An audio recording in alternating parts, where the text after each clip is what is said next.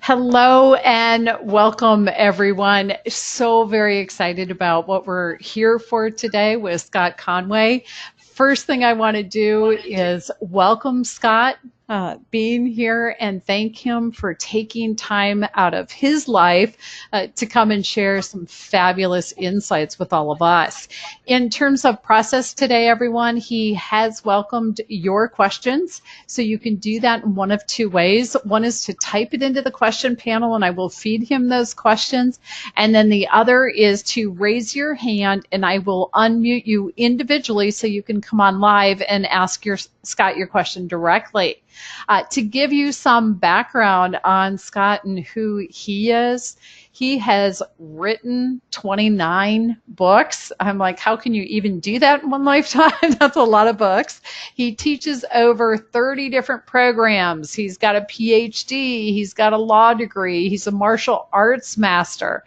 All of that is so impressive and so exciting.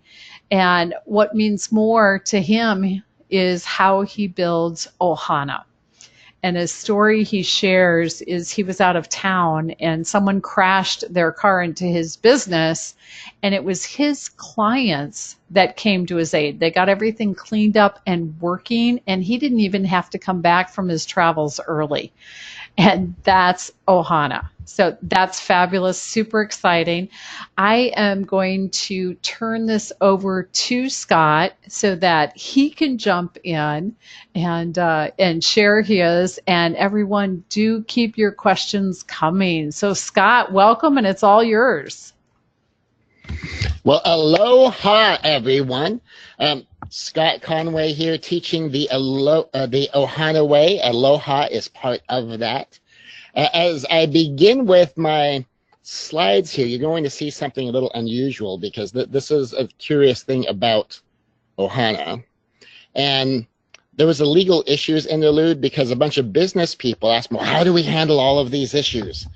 And I thought, well, I can come give you all of the business stuff, but the problem we run into is usually handled at the human level. If you can handle stuff at the human level, then you can handle most of your legal problems before they become legal problems. And that's part of how I ended up teaching a lot of the OHANA stuff in businesses, is because in this day and age, being able to build relationship, being able to build community is more valuable than any kind of ironclad legal protection people could get. And it began for me in martial arts, that people wanted to see, okay, how's the culture work? And so, well, the principle is OHANA. It comes from Hawaii. I was born in Hawaii. My mom grew up in Hawaii. And we do OHANA, family. And they said, well, what does that mean? And we broke out in more detail. And eventually it became a full-on report that became a short book, and then became the full book, The OHANA Way. Short version of OHANA is OHANA means family. If you've seen the movie Lilo and Stitch, 2002, which you think like that was 17 years ago now, but a lot of us still know Lilo and Stitch. No one gets left behind or forgotten because OHANA means family, and it literally does. It's a Hawaiian word that's used that way. The way OHANA became more well known was the OHANA spirit showing up with my business. I was out of town. I was in Las Vegas. I had initially gone there for business, stayed an extra week just to have a vacation. I'm off on a date, so I'm not checking my phone, and said goodbye to my date. I'm on my way back to my car, and I pull out my phone, and someone from San Diego has made 13 separate attempts to get hold of me, has called me and texted me and Facebook messaged me and Facebook audioed me and tried to FaceTime me and said, okay, rather than check all these messages, let me just call him back and find out what was going on. And if you can see this slide, that was the picture that he sent to me. Someone had crashed their car into my business, completely destroyed the storefront, completely destroyed both my parent lounge and the kid lounge and the retail store inside. And here's the bizarre thing. I'm thinking, okay, you can see the sidewalk in the picture there. There's a parking lot on this side of the sidewalk, a barrier between the parking lot and the street, the regular sidewalk, and then the street. So how in the world did this happen? It looks like someone came driving out from somewhere in the darkness to crash into my car. Well, the person who had called me was a client, and he had shown up because someone heard a big crash, and saw this mess and got hold of me. And within 24 hours, clients had everything put back together. It was an amazing piece of work. Well, some of the people I know in Las Vegas are also business owners and say, oh, we saw what happened. It's totally understandable that we're not going to see you. So, oh, well, no, I'm still coming for lunch. Like, well, wait, wasn't that your business? So then the car crashed into your business? Like, oh, yeah.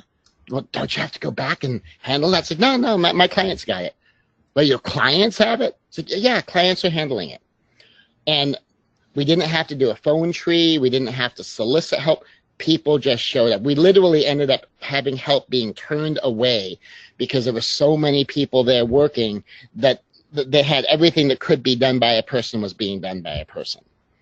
And that's the principle of OHANA. So OHANA means family. OHANA means family, and we use it as an acronym, OHANA, and we're going to dive into that. Now, I will tell you, though, as cool as that car story is, because I'll tell you, having your client show up as your OHANA and handle something like that for you while you're out of town, have 3 separate people say, like, you stay on vacation, we've got it. And one of them going as far as say, don't you dare come home. We will be offended if you come home. And other stories, though, connected is like small stories. I had just gotten done teaching OHANA as part of someone else's larger course. And just in a small way, because they know that there's the structure, because they know what these things are. They know the O and the H and the A and the N and the A, and that's how this group operates. Such a simple little thing. One of the attendees felt like, you know what? Normally I would like get an Uber and get a ride and stuff because I'm feeling sick. I need like some vitamin C or some emergency, something to help, boost my immune system here. But rather than go through all that trouble and expense, let me just contact one of the hosts and see if she can bring me some vitamin C. And that was totally an OHANA move, thinking, if I'm doing OHANA, and she says she does OHANA, and she's the only one I really actually know here. I don't really know the participants super well, but let me contact her. And of course, the host knows I do OHANA. She does OHANA. We're all OHANA. So she contacts me and says, Scott, I know you carry a lot of stuff with you. Do you happen to have some vitamin C for the other Scott? And I said, oh, yeah, sure. In fact, we're staying on the same floor. I can just run this right over to him. And so whether you're building OHANA because of the big things, and when the clients show up and they save my business from being this open scar in this mall, all the way to the tiniest things of, I'm feeling sick, I have this tiny need, can someone help? And just the OHANA mobilizes for just such a simple thing as, yeah, here's some vitamins. The OHANA is the big things, and it's the small things, and it's all of the things in between. So OHANA, O-H-A-N-A. O stands for Oasis. Be a refreshing refuge. And this idea of Oasis, this is probably, for most people emotionally, at the heart level, at the spirit level, Oasis has been one of the biggest things for them. Oasis means you have a place you can go where you have no enemies here. You have a place you can go where you will find only partners, not opponents. That you have these people that will be your refuge.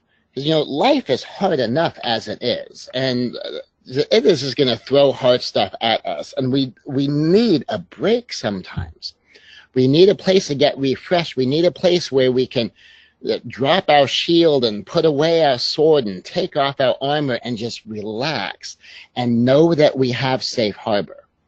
And that's what Oasis is. Oasis is knowing these people are on your side, and they're not going to attack you. They're not going to judge you.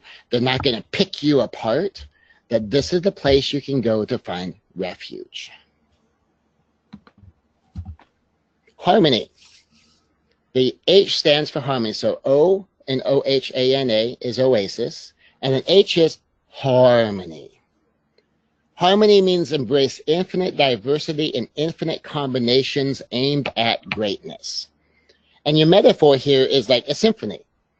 Is you have this incredibly diverse group of musicians with this incredibly diverse group of instruments. And you have all of these infinity combinations of all the different ways they can go together, how many there can be, the different things they can do. But a key in here, it's not just diversity for diversity's sake. It's not saying, hey, everyone brings something different and just make some sound. Is you're aimed at something. You're creating this great thing, and you're harnessing all of the attributes and the virtues of the diversity, all aiming at some kind of greatness. And then assertiveness. A key of assertiveness is you're moving forward. There has to be a definable forward. You're doing it on purpose and with respect for others. And that with respect for others is a key part that distinguishes assertiveness from aggressiveness. And aggressiveness, especially when fueled by anger, is just moving without respect for others. There's not necessarily purpose to it, and it's not even necessarily forward. There's a lot of us can remember a time or two, maybe it was me, maybe it was someone I was watching, they were being aggressive, they were moving, that was for sure, but maybe not always in a forward direction. In fact, sometimes even moving exactly backwards. And just in case you're wondering, the brick breaking in the picture of them, yep, that's me. That's the martial arts master, young me. Then we have nobility. And nobility is be our highest and our best selves. And that's to seek the highest virtues, the highest values, the principles by which we live our lives. For those of us who are more spiritually inclined, spiritual ideals. For those of us who are religiously inclined, the highest ideals of our faith. And then we have aloha. Now, if you ever go to Hawaii, and you watch someone on stage, they can't just come up and say, hello, everyone, aloha. It always has to be more dramatic than that. So it's aloha. And that is love in all its many meanings and manifestations. And we'll unpack each of these a little bit as we go. If you have questions along the way, feel free to chime in, just like Kathy said. So we have OHANA. Oasis, harmony, assertiveness, nobility, and aloha. We'll go just a little bit deeper into each one. So Oasis, be a refreshing refuge. And I've already underscored this some, but your oasis is that place where you have no enemies. That place you can drop your guard, your safe harbor. So much of life, so much decision-making is driven by what kind of pushback am I going to get? What kind of attack am I going to be under? What kind of judgment am I going to? How am I going to be wrong this time? How am I going to be deemed worthless this time? Like, now what? But that oasis, that place where you have no enemies, that pocket of safety where you can be real, where you can be exhausted, where you're not going to be burdened any further, where you're asked to contribute, but sometimes you just need to be contributed to. And you can drop your guard because no one's coming after you here. No one's here to fight. And if they have a problem, they will solve the problem with you as partners, not as opponents.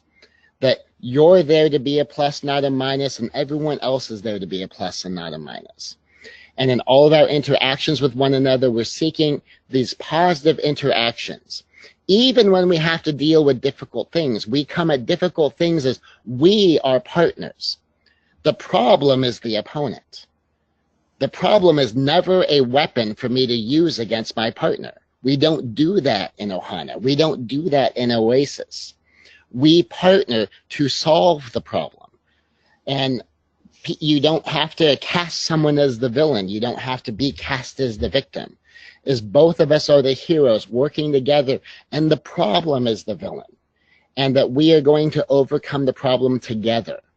And so you can drop your guard here because we will work together against whatever has to be solved, that we are all safe here, and doing that quite intentionally. In particular, at my martial arts dojo, which is where a lot of the organized teaching of this was first being taught, people have said time and time again that I walk through the door and I know I'll be okay. And it's because it's an oasis for them.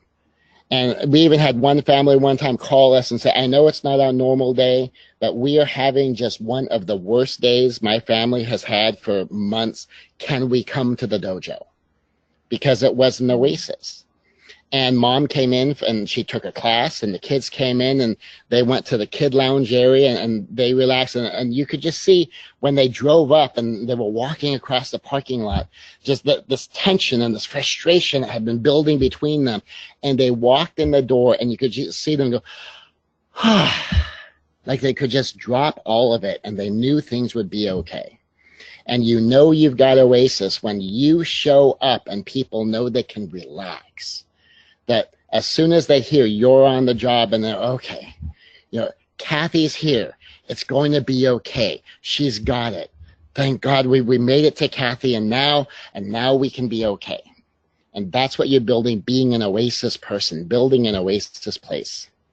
And it's the idea of contributing to this Oasis. I make it better because I'm here. That, once I know that I can talk to the certain person, once I know I can get to the certain place, I'll be better. But another big one in contributing to Oasis is if I can connect with these people, I can help. I can make it better. I can be the listening ear. I can be the help. I can be the refreshing refuge. That I help create a refuge from the usual, a refuge from the annoying, a refuge from the difficult, and I make this easy. And the short story, arrival of a group of black belts, you can imagine what black belts hear all the time. So, oh, better not make you angry. Well, if they're good self-disciplined black belts, they're the safest people to make angry because they should have the self-control. But there's one particular time a bunch of us arrived at this event and they heard us calling each other sensei and say, oh, are you guys all black belts? And says, yeah. It's like, all of you? And there was like 8 of us that were all black belts. And the person checking us in says, wow, I feel really safe now. And that's what you're doing. When you show up and people know it's better, they're safer because you're there. And then harmony. Embrace infinite diversity and infinite combinations aimed at greatness. So many instruments, musicians, notes, words, and more weave together to make amazing music, but they must all be aimed at making great music in order for greatness to happen. It's not just, again, diversity for diversity's sake.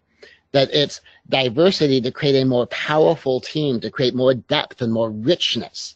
So that it's not just, one instrument playing one note, or then 50 instruments that are all the same instrument, all playing the same note.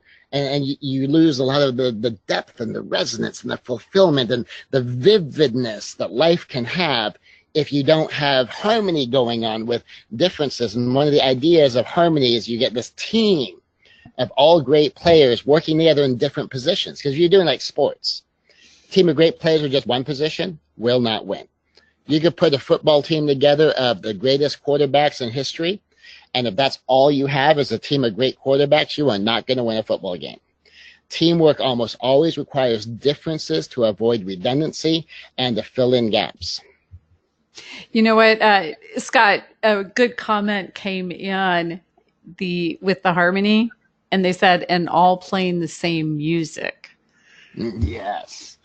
And that's what makes a symphony, is you're all contributing to that one big piece. Now this rule I learned from John Maxwell. Every once in a while, people notice his influence in me. I met John Maxwell when I got a copy of his book, Singular, when he only had 1. And now he has over 60. And so this was early 80s. And one of the rules that he teaches is called the 101% rule. And the idea is find the 1% you agree on and give it 100% of your focus. And he says, the reason he says find the 1% you agree on and give it 100% of your focus is we'll usually only get this one about half right. And he says the idea of it is your top priority has to be where you work together. And yet you'll notice societally, especially on politics, where do we tend to focus first? We tend to jump right to where we disagree. It's almost like our goal is to have conflict, where the harmony rule is our goal is to find our common ground. Our goal is to find our common goal. Our goal is to see how can we work together as a team? How can we come together to create an outcome? And even where we disagree, how can we disagree as harmoniously as possible so that we can at least have a dialogue about what we disagree on? And so that we might have a better chance of finding, well, where do we agree, and understanding the other side. So at the very least, we can communicate more effectively. Then there's assertiveness. Assertiveness, moving forward on purpose with respect for others.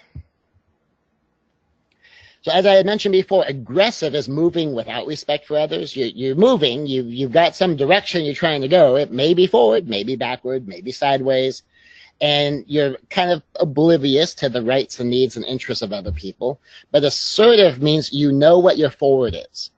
Now, we may disagree on what we think forward is, but assertive means you know that there is a forward, you picked your forward, and you're doing this forward on purpose, with a double meaning in on purpose. One meaning, of course, being intentionally, but the other meaning that there's a bigger game plan here than this moment, that you have a larger purpose than just, I have to get this done, and that you do it with respect for others. And the others you show respect to are any stakeholders or people who will be affected by it. And that you honor them as whole people, just as we wish to be honored as whole people. You honor them as having whole lives, just as we wish to be honored for having whole lives. And that people are people. People aren't just cogs in a machine. They may be in a role and fulfilling that role, but they are not only that role. And this goes back to something I learned growing up with my dad, who was a business owner. He said, you know, business may be business, but business people are still people. And his whole idea was you treat people like they're people. And yeah, it's business, and so you're there to do business, and so there's a business purpose to the relationship, but they're still people. And you treat them like you want them to treat you. Basic golden rule. And so that moving forward, what is forward? Can you define forward? And you might define forward as a role. You might define forward as a goal. You might define forward as values. You might define forward as a compass heading of just kind of a general direction you're going. And then you do it on purpose, with some vision of the larger bit of it. And you always do it with respect for others, treating other people right, showing them the dignity of their humanity, observing the innate equality of all human beings. I mean, even so much to the point, I've had adults come back and they trained with me when they were kids, and they had this realization once they got out in their career world and they're interacting with people, that even as children, they were treated as equals. And so, you know, the difference is, yes, I'm an adult, you're a child. That doesn't make you less than, it just means you're a child. It's like you have equal value to me in your innate humanity. And so that it wasn't until they became a parent and they saw how some people treated their child that they began to realize how uncommon that was. So with assertiveness, you got three basic questions. One is, what do you choose? What is your forward?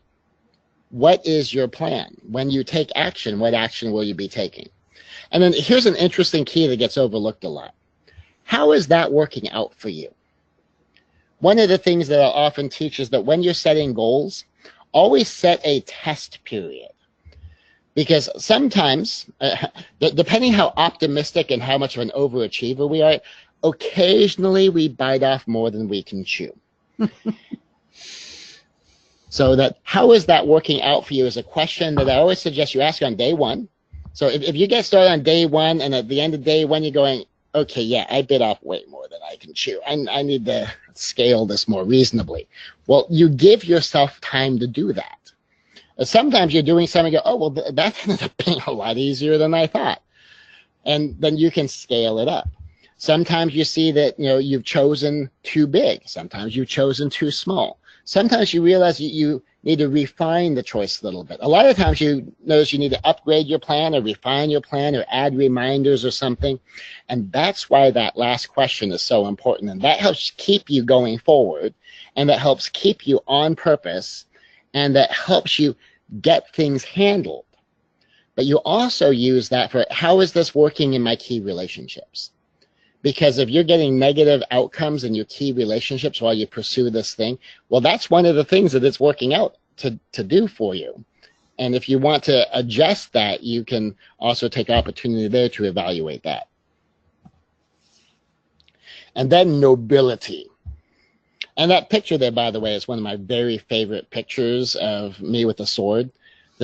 Boy, tuxedos and nice dresses with swords, just, I don't know why that's so cool. I might be the only one that thinks that's really cool, but I think that's really cool. It seems like an oxymoron. but nobility, be our highest and best selves. And yeah, admittedly, I really like a woman with a dress and the sword because it like embodies the femininity and the strength and the hey, yeah, I'll be as nice and ladylike as you let me, but I will take this sword to you if you make me. I don't know. It's some kind of just that breadth of presence that I just appreciate. And related to that, the metaphor we use is the royal knight. So for a man, it'd be like being a prince and a knight, or for a woman being a princess and a knight. Royal representing crown and country, responsible for setting the standard in leadership. And so part of that royal part of being a prince or being a princess, recognizing when I show up like a member of a royal family would, where you represent crown and country, as I represent my business, I represent my brand, I represent however I am identified. When people meet me in a martial arts context, I represent my martial art, I represent my dojo. When people meet me as a member of my family, I represent the Conways. And to just be aware when I'm walking in my highest and best self is because I'm a symbol for the rest of this that they may not have met yet. And I'm setting the standard, that I am trying to embody the virtues and embody the highest level of nobility for whatever it is I'm representing. And for leadership, taking the lead, taking initiative, making good decisions, being an influence, being a guidance provider, being a problem solver, a troubleshooter, all of those things of leadership and setting the standard for how to lead. That knightly part of having courage, and courage quite simply is I feel fear, I'm going anyway. Fear is a necessary condition precedent for courage. You cannot be courageous if you are not also afraid. And then honor. Of doing the right thing, having a code, whether it's convenient or not. And in fact, this whole idea of honor is if you don't have any internal conflict, you're not really living by a code. The code helps you when you get in this moment of internal conflict where you kind of want to do something, but you shouldn't. And that's when that code of honor shows up and makes that difference for you. And then standing up for others. Scott, somebody typed in that you look like Steven Seagal here. Yeah, he is an internationally well-known Aikido master, so thank you. I will definitely take that as a compliment. There you go. But that courage, honor, standing up for others, the defending the defenseless, getting involved to do the right thing. And fundamentally, that's so much of what honor just boils down to is do the right thing. And sometimes standing up for others can be a risk, and you have to calculate, how much risk will I take? I had a 5'2" woman who trained with me, and she did our 3-step thing. She saw some young muscular guy, could be teens, 20s, just punching and kicking this guy who looked like an older homeless man. And she ran to the 3 steps. One, let him know that there's a witness, and she shouted and was ignored. And the next thing is to get closer and try to engage with him verbally to just move his attention away from the person he was hurting. And all he did was keep on punching and kicking, yelling back. And then the 3rd step is she physically got in the way. And a lot of times when people, and often women in particular, get in the way, they're kind of counting on the person's going to stop. Well, this guy, looking at this 5'2" little woman, decides to punch her in the face. And he hauls back that fist and he takes a full-on swing. And she's doing the standing up for others thing. She's trying to do the right thing. And she happened to be a black belt of mine. So when the person threw the punch in the face, she blocked it, flushed him back in his mouth, punched him in his chest, dropped him to the ground, and then promptly offered him first aid. And she defended the victim, and she even offered to help the person who made her have to stop him, because she has this knightly virtue of do the right thing. He is no longer a threat. Now he's just a hurt person. Now he needs help. I will offer to help. Because she doesn't have, malice. She's not coming into it out of anger. She's coming out of this or into this as a protector. And now everybody's safe, and now she can just help the hurt people. The highest and best self-ideals, those moments where you are most proud of your character, those moments where you are most proud of the quality of your choices, those days where you feel like I nailed it today. The highest and best self is seeking to make that your normal. Those times you go, if this was the example my kids would follow, oh, wouldn't that be great? Those are the highest and best self days. And as part of Nobility, part of Oasis, it's being quite intentional about looking at those highest and best self days, capturing those moments, and looking at how can I do more of that? How can I make that more and more just my normal baseline automatic behavior? And then we have, of course, how do we say this? Aloha! And aloha is love in all its many meanings and manifestations. And I have to tell you, I'm a big love guy. And it's my highest of my three values, and it's tucked right in there with my highest three core organizing principles. You ask me, what are your top three values? The love, joy, and peace. And aloha means love. So love 101, we have, I want the best for you. 2, I want to be the best for you. And number 3, I want you to have transcendent joy. And if someone says they love you, they should want the best for you. If someone says they love you, they should want to be the best for you. And if someone says they love you, they should want you to have transcendent joy. Now, the reason I emphasize it that way is I teach this definition all the way up from my adult relationship seminars and my clients in crisis, all the way down to 3- and 4-year-olds. 3- and 4-year-olds will shout this definition back to me. And I will tell you, if we can get preteens before they have their very first crush to know and internalize and understand this definition, can you imagine what a difference this will make in their teenage relationships, in their teenage romances, and how things show up when they have the first crush, when they believe that they're head over heels in love, and they can look at, say, okay, does this person actually want what's best for me? And do they actually want to be good for me? And do they want me to have joy, or are they pursuing some different kind of agenda here? Because in this, I want the best for you means that my agenda for you is your life to be better. And all of us who coach people and counsel people and lead people, I mean, that's one of the things that we're after. We want to improve the lives of the people around us. And this number 2 can be confusing to people sometimes, because I want to be the best for you. Sometimes in martial arts, people come in and they want to get into like competitive MMA fighting. They want to like punch people full power, and they want to get in the ring and mix it up. And we don't do that here. And so one of the things I'll tell them is, okay, I want to be the best for you. I am not that kind of instructor. So being the best for you means I should not be your instructor. You need to go to one of our MMA gyms, and we've got dozens of them in San Diego, and I'll send them off to somebody else, because I would not be a good instructor for someone where that's their goal. And then likewise with certain friendships, I'm not for everybody. And certain romances is the same thing. With some people, the best I can be for them is a friend at a certain level of distance because of who I am and who they are and where we're going with our lives. And with others, I can be a much closer friend. So I don't change my fundamental identity to become what somebody else wants me to be.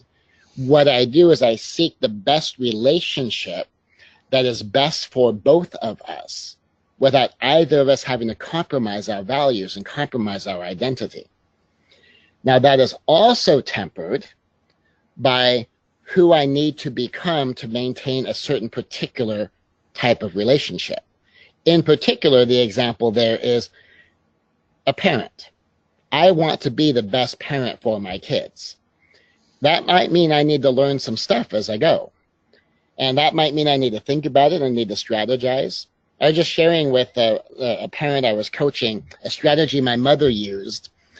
Is she wanted to know, who's my kid hanging out with? Well, you know, you're a teenage boy and your mommy shows up to see who's at the party and meet the parents. That is like your social death knell. Well, my mom's strategy was, I will show up with pizza and drinks for the party. And then everyone like saying, oh, Scott, is your mom coming? Because that meant pizza and drinks. And so she strategized, figure, okay, my mom agenda is I want to see who's there and I want to meet the parents. But my mom agenda for my son is I want to be supportive of my son's social status. I don't want to be responsible for destroying it. And so she figured out, how can I fulfill the mom agenda for the safety of my kid and be supportive of my son? And I thought that was brilliant. My friends were actually kind of disappointed once she realized, yeah, I can totally trust this whole circle of people and stop showing up to check on us. They actually offered, like, should we get in like a little bit of trouble or something? Just enough so that she has to come check on us. That's awesome. And so sometimes, like, you do seek to improve your skills. You know, for me as a martial arts instructor, how do I become a better instructor for my students? Or, you know, for me as a lawyer, how do I be a better lawyer for my clients? You know, whatever role you're fulfilling. Yeah, and the comment, a couple of comments in from someone saying the best version of me for you. Oh, yes. Not altering self-values. So, and somebody else is saying, what great advice. So, yeah, and that comes in from the nobility. I be the highest me. I be the best me. And as I seek the highest and best me to bring to you, what is our best relationship given that? Mm-hmm. And you know, and there's times like in a community of coaches who hand clients off to each other because they, okay, you know, what you need isn't what I'm good at. But someone else is. Let me send you to them. And I'll do that in law too. People come to me for like estate planning and say, well, if you just need a will, I can help you with a will. But if you need like full on estate planning or you need a trust, I don't write trusts. I have someone who does. Let me send you over to him. And that's part of, I want to be the best for you. And then this joy thing, this transcendent joy. I usually will explain joy by using kind of these three levels. You have pleasure, you have happiness, and then you have joy. And since, you know, I have audiences sometimes, like I said, as young as 3, I've developed a metaphor to use on this using cheesecake, because I am a fan of Cheesecake Factory cheesecake. So when I go to Cheesecake Factory and I get my Reese's Peanut Butter Cup Chocolate Cheesecake, from the moment I take that first bite, I am having pleasure. And as soon as that last bite is gone and that aftertaste of having that flavor in my mouth has faded, the pleasure is over. Now, the happiness is bigger than pleasure. Happiness can come from early. It's like, oh, I'm going out on Saturday and I'm going to go have some cheesecake at Cheesecake Factory on my way home from the San Diego Zoo Safari Park. And then later on, I can feel happiness because, oh, you know, I got to have this thing.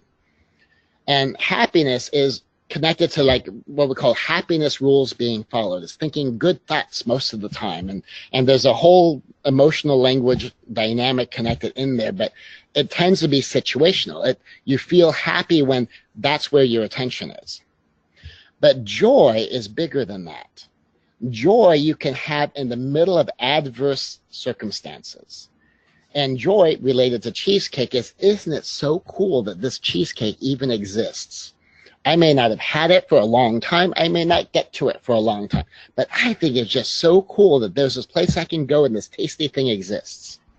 You know, one of the joy bringers I've had lately is there is a cruise to Antarctica I did not know you could cruise to Antarctica, but you can go to Antarctica and actually set foot on that continent.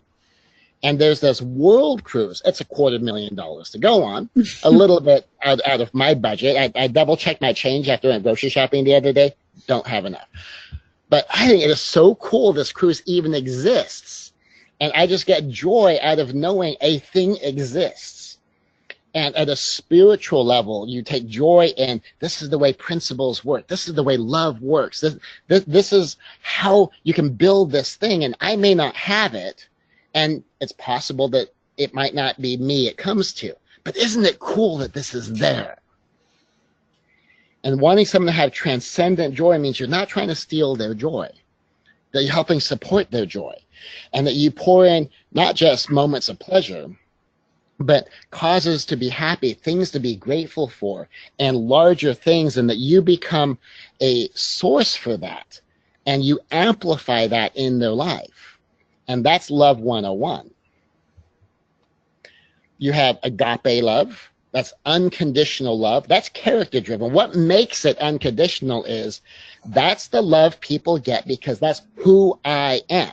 Well, that means it doesn't matter who you are. You're getting my character. Then there's the phileo, and that's the conditional love. That's relationship driven. This is the love that we have with each other because we have these positive connections. We have these cool interactions. We get together and that, I'm focused on being good company while enjoying good company, that we are partners, not opponents. We are pluses. We're not minuses. And then we build this growing connection as we build this friendship, as we build this relationship. And then eros, and you can tell these aren't strictly drawn from the Greek, but for the eros, we're talking experiential things, sensation-driven. And it's when you do things that in some way delights the senses, which can be like sharing a slice of cheesecake, to use my earlier example, or just doing something that is an experience, a shared experience that we can both then forever relate back to as this thing that we had together. At its simplest level, be a plus, not a minus. And I've had this conversation with people where, there was some anger over some stuff. And says, look, my goal with you is to be a plus, not a minus. If who I am is not a plus for you, that's okay with me. I understand that. I'm not a plus for everybody. But, that's my goal. And if it's fundamental to my values, we can adjust our relationship and find that place where we can take out the minus and keep what of the plus we can. And the basic principle of we are partners, not opponents. And I cannot even tell you over the last 30 years how many times in relationship counseling in my office, this we are partners, not opponents is at the heart of the problem the couple is having. That they don't partner with their partners. They partner with the problem and they treat their partner like the opponent. And all it takes is one person doing that. And if I treat my partner like the opponent, and I'm using the problem as a weapon, then my partner has a few options. One is they could fight back. Another is they could leave so they get out of harm's way. And another is they could stand there and just be a victim. Or we can see if maybe we can both be partners and we can partner against the problem. And that's like 80% of all the relationship counseling that I've done in crisis moments has been this principle being violated. And so in Aloha, we come together to be partners, not opponents, to help each other, not hurt each other, to join together against the problem, and we solve the problem instead of we beat each other up with the problem. And so that's the short version of Oasis, harmony, assertiveness, nobility, Aloha, building Ohana, that concept of family.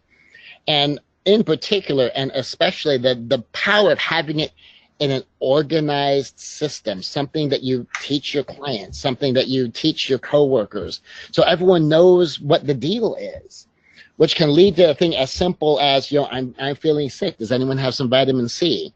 Whereas 2 days beforehand, he would have tried to figure out, well, how do I have to handle this myself? And, I need to call someone and I need to go somewhere and I'm alone in it.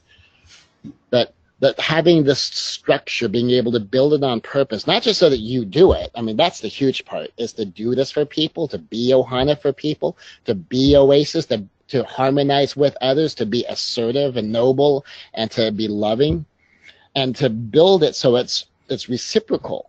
and that they know what they're doing. They have a vision for exactly what it is. And then you can have something as dramatic as a car crashes into your business while you're out of town, and your OHANA shows up to handle it. Your clients show up to handle it because your clients are your family. And I learned some of this growing up. My dad, everyone who worked for my dad, he had like 72 families that were supported by his business. And they considered themselves members of the Conway family, that they were family. And we treated them like family. It was like Mr. Olivas was like, Uncle O. And, and all of the people there were extended family. And it was very, very cool. And if anyone's got any questions, this is a great chance to jump in with that. And I'm going to show you something called the OHANA 5x5. But I can also answer any questions on any of this we've done so far. Yeah. So first off, you got a comment that just loving your statement of be a plus, not a minus. And then be OHANA, love it. And the comment there is you are using coaching. The question with that is, can you tell me if you have experienced sharing these teachings in a company business setting? I have, which was a magnificent surprise. That sometimes my clients in other areas, as far as like law goes, have worked for corporations, and they heard about this stuff, and you're like, would this be possible? Because I'm not like the CEO or anything. I just work there, and that what they did to begin with is they started off doing some of it. And whenever anyone would make a positive remark about it, or it would be appropriate to the situation, they just mentioned like, because I'm learning this thing OHANA, and this is part of being Oasis. Or, I'm learning this thing OHANA, and this is part of I'm working on this Aloha concept and treating people like your whole people with whole lives. And then people start asking questions about that.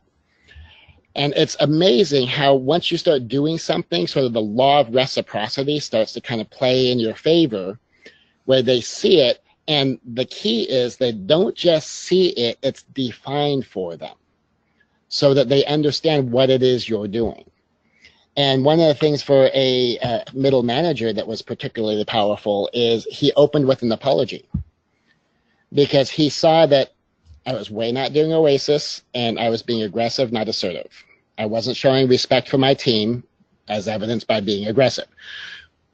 And so he called each person in separately, and if he had told me he was going to do that, I might have suggested not doing it that way, because every single one of them thought they were in trouble. Because every time he had ever called them into his office, it was to chew them out. But he was calling them into his office to give them an apology. And it wasn't until like the third person he had called in that the team began to realize, okay, no, we're not in trouble, that he's actually saying sorry. So the fact he did it was good. Not giving them any warning that this wasn't a chew out situation, maybe not so much. And he let them know that, I'm trying to do this thing, and I give you permission to call me out on it. So if you catch me being aggressive and not showing respect, I ask you to please let me know, because that is no longer going to be acceptable to me. And it transformed the office. Oh, yeah. And I've got somebody else that runs a call center on the call, and they said they haven't learned how to coach others and can see this being really good in the call setting. Oh, yes. And what I recommend, if someone is going to try to make it a group culture, like in an organized way, my suggestion is the leader go first, and you learn it first, and then you work with the team on just the basics. And this is kind of like sometimes a backwards thing, because most people say like, yes, buy my program, send them all to my program, buy my more expensive book. I always tell people, it's like, no, don't do that. Get the skinny book, the cheap one, and that's their reference. And then you go to work on the thicker book, and you go into the higher level training. Don't send them, because you want to learn it first, and you want to implement it first, and you want to do it first. Nice. And sometimes, I had some say, oh, I should send my whole team to your program. It's like, no, you should come to the program. It's like, I'd rather have the leader than have 10 team members there. Yeah. because the leader's the one who needs to go first. Like now, a year from now, if you want to send your team, that would be a good move. But don't lead with the team. Lead with the leader. Nice. Hey, another question. I think this one's really interesting. How do you handle it if somebody is really happy to give and serve others well and has a hard time receiving? So basically, someone's saying, so Scott, when you had a hard time, because I was that person, Mm-hmm. and for me, part of the shift came in a very simple thing. Someone said, you know, Scott, you were such a good giver. The way you just love people and how generous you are is absolutely incredible. And I said, well, thank you very much. Like, I bet that must make you feel really, really good knowing that you get to help so many people. And I said, yeah, it really does. Like, so why do you deny us that feeling? And there's a moment I was like, what? It's like, well, like, we want to contribute to you, but you never let us. Now, imagine if I had stayed that way and then a car crashes into my dojo. Well, I would have been teaching everyone, don't help me, don't help me, don't help me. And then no one would have helped me because I would have taught them that. And so learning how to be a gracious receiver is part of showing love. And what's so funny to me is once that was explained to me in such, 90 seconds, someone said, like, why would you block people from loving you? And go, I don't know why I never thought about it that way. But I had never thought about it that way. But if you have someone who has difficulty receiving, I mean, that's a big part of it, is for them to understand, like, look, we want to contribute to you. Mm-hmm. We want to love you. You're basically telling us, no, I just want to love other people. I don't want anybody to love me, but we want to love you. So can you help us love you by just being a gracious, grateful receiver of our love? Yeah. And I'll tell you, some of it comes down to that they've never had that Oasis place where they could receive without strings attached. And that's something that sometimes has been difficult for people. And they may need to start small, of just being able to receive just smallest gestures. Because if when they were growing up in particular, the thing that they always learned is any favor done for you has strings attached. You're expected to do things for other people, but anyone who does something to you, now you owe them. And being able to understand that, no, it's just the people who you've been loving by doing all these generous things for, they also want to do stuff for you. And helping them understand that and accept that, and starting at whatever level they can start, and then let it continue to grow from there so they can feel safe in receiving.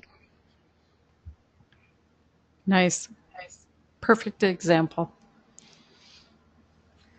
So, and I think that covers the questions they had right now. So everyone, additional questions in the chat box, raise your hand if you want to come on live.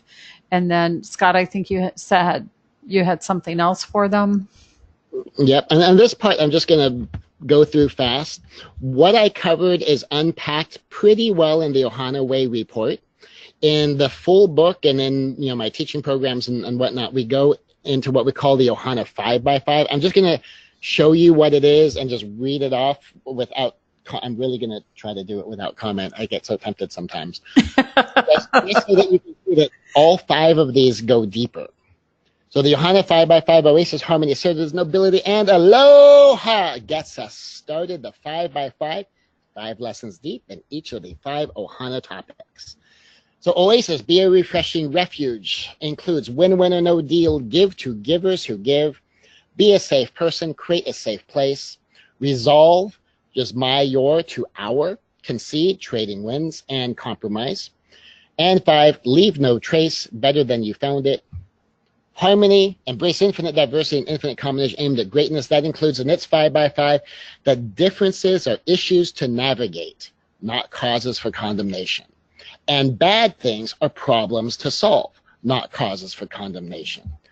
More for, less against, focus on what you do want. Facet truths bring truth appropriate to the relationship. And this very simple principle, just be polite. Assertiveness, moving forward on purpose with respect for others. 5 by 5 is define your win. Values, goals, and roles. More yes and, less no but.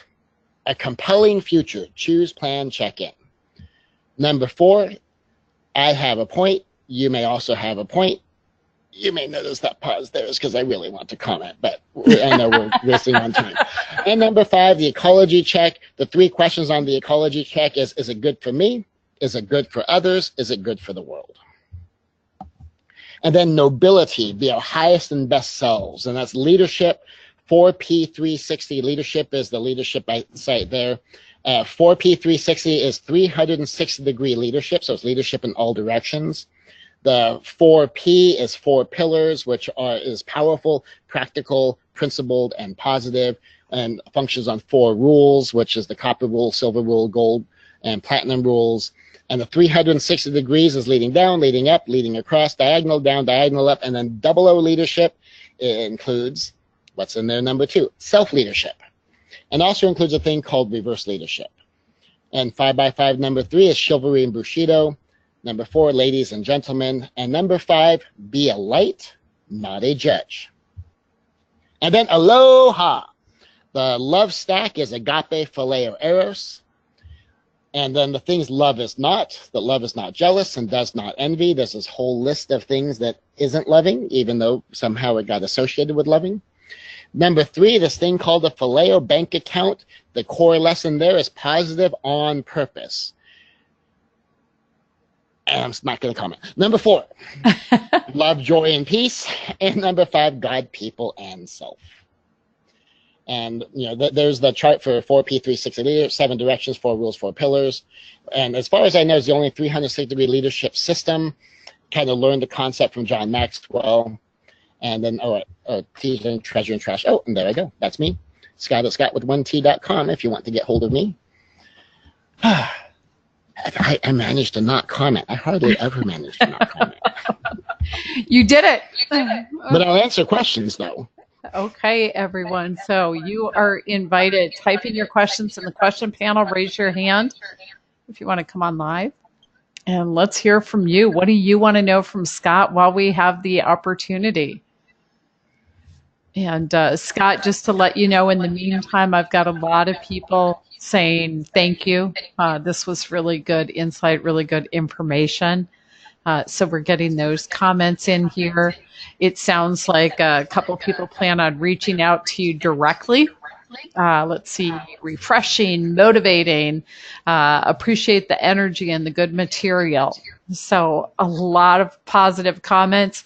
I am not seeing any additional questions, everyone. So it seems like, Scott, unless you want last insights for everybody, it's a lot of the thanks and a lot of people that seem like they'll be researching more and looking for more. Yep. Well, and if anyone wants to get hold of me, I will send you a copy of the OHANA, what I call the 2-page, which just lists the stuff. And if you let me know that you either watch the entire video if you weren't here live or you were here live, I will also send you a copy of the OHANA Way report in PDF. You don't have to go to Amazon and buy a copy or even a Kindle copy. I will send you one for free. And if you specifically request my slide deck, I will also send you my slide deck. Wow. Awesome. What a gift. What a gift. What a gift. So, thank you. Which I guess I should read it. Scott at scotwith1t.com. Most people remember me as Scott with 1 T. But note that's SCOT, and you have to spell it correctly with 1 T. Scott, SCOT, with WITH, the number 1, and then the letter T.com, and then that email will get to me, and then I will send back everything that I promised. All you have to do is ask for it specifically, and then I will know what I'm sending you.